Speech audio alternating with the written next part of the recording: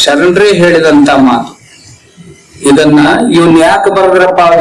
ವೇದಗಳನ್ನ 4 ಋಗ್ವೇದ, ಯಜುರ್ವೇದ, ಸಾಮವೇದ, ಅಥರ್ವವೇದ ಮನಸ್ಸನ್ನ ನಿಲ್ಲಿಸಿ, ಮನಸ್ಸನ್ನ ಅಂತರ್ಮುಖಗೊಳಿಸಿ ಆತ್ಮನನ್ನ ಕಾಣುವುದಕ್ಕಾಗಿ ಮಾಡಿದ್ರು.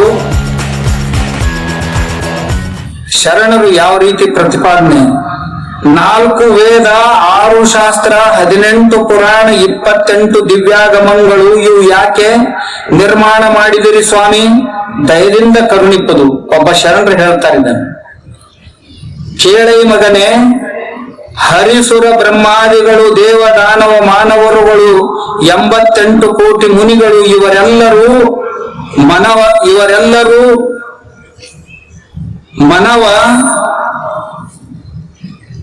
ನಿಲ್ಲಿಸಿಹವೆಂದು ಭಿನ್ನ ಮಾಡಿಕೊಳ್ಳಲು ಶಿವನು ಸರ್ವ ಶ್ರುತಿ ಸ್ಮೃತಿ ಶಾಸ್ತ್ರಗಳನ್ನು ನಿರ್ಮಾಣ ಮಾಡಿದನು.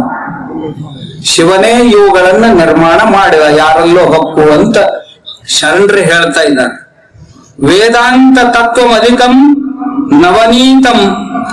ನವನೀತ ಸಾರಂ ಎಂಬುದಾಗಿ ವೇದ ಮೊದಲಾದವು ಎಲ್ಲವೂ ಮಜ್ಜಿಗೆಯ ಹಾಗೆ, ಪುರಾತನರ ವಚನಗಳು ಗುರುವಾಕ್ಯವೆಲ್ಲವೂ ಬೆಣ್ಣೆಯ ಹಾಗೆ. ಈ ಗುರುವಾಕ್ಯವಿಡಿದು ಲಿಂಗದಲ್ಲಿ ಮನವ ನಿಲ್ಲಿಸಿದಡೆ ಸರ್ವಶಾಸ್ತ್ರ ಬೇಕೆ.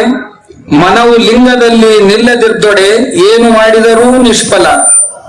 ಇದನ್ನು ಜ್ಞಾನಿಗಳು ತಿಳಿದು, ಗುರುಕಾರುಣ್ಯ ಕೃಪೆಯಿಂದ ತಿಳಿದು, ಲಿಂಗದಲ್ಲಿ ಬೆರೆದು ಲಿಂಗವೇ ತಾನಾಗಿ ಜ್ಯೋತಿಯ ಕೂಡಿದಂತೆ ನಿಜಲಿಂಗ ಐಕ್ಯವಾದರು ಎಂದಾತ ನಮ್ಮ ಶಾಂತ ಕೂಡಲ ಸಂಗಮ ದೇವ.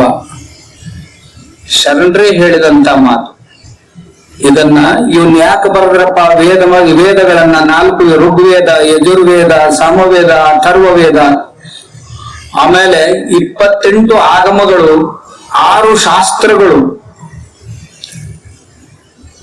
ಸಾಂಖ್ಯಶಾಸ್ತ್ರ, ಯೋಗಶಾಸ್ತ್ರ, ವೈಶೇಷಿಕ ಶಾಸ್ತ್ರ, ನ್ಯಾಯಶಾಸ್ತ್ರ, ಪೂರ್ವ ಮೀಮಾಂಸೆ, ಉತ್ತರ ಮೀಮಾಂಸೆ ಅಂತಕ್ಕಂಥ ಶಾಸ್ತ್ರಗಳು, ಆಮೇಲೆ 18 ಪುರಾಣಗಳು.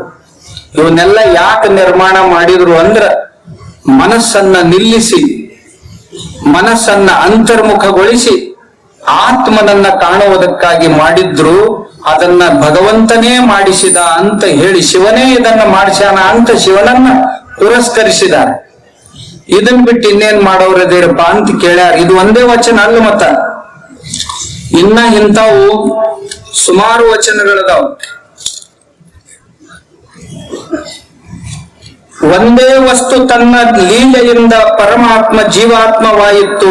ಪರಮಾತ್ಮನೇ ಲಿಂಗ, ಜೀವಾತ್ಮನೇ ಅಂಗ, ಸಂಗವೇ ಏಕಾತ್ಮ, ತತ್ಪದವೇ ಪರಮಾತ್ಮ, ತ್ವಂಪದವೇ ಜೀವಾತ್ಮ, ಅಸಿಪದವೇ ತಾದಾತ್ಮ್ಯವಯ್ಯ, ಉರಿಲಿಂಗ ತೆದ್ದಿ ಪ್ರಿಯ ವಿಶ್ವೇಶ್ವರ.